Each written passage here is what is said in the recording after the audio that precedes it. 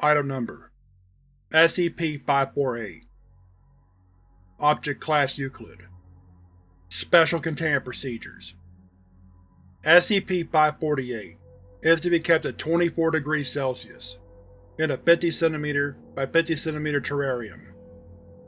The enclosure is to be composed of modified borosilicate glass with high thermal shock resistance, or of other materials not rendered brittle by sudden temperature changes of greater than 50 degrees Celsius.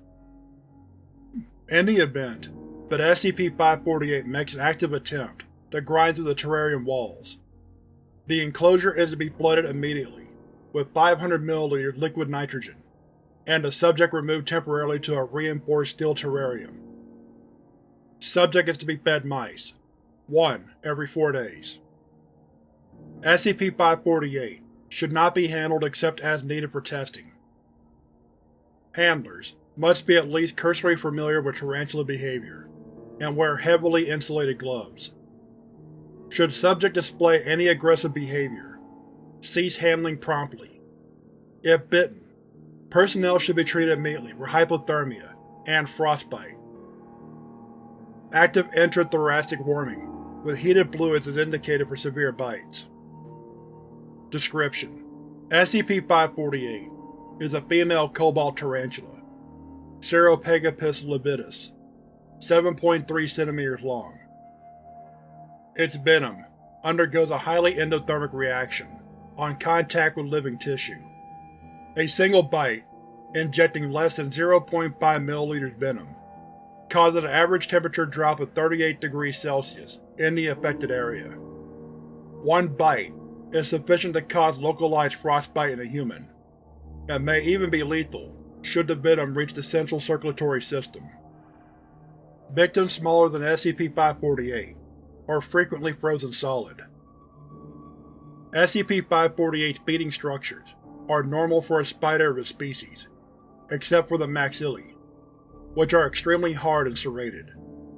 It feeds by delivering a venomous bite, then dragging the prey to a safe place while it cools. While secluded, it proceeds to grind the prey's still frozen tissue into edible fragments. This feeding style requires unusual mouthpart strength. Addendum: SCP-548, like most Ceropegapus species, usually avoids contact with humans. If cornered, however, it quickly turns aggressive, attempting to bite its perceived attacker before fleeing. The object may be frozen solid, with no apparent ill effects. It has survived repeated freezings, each time resuming normal behavior upon thawing.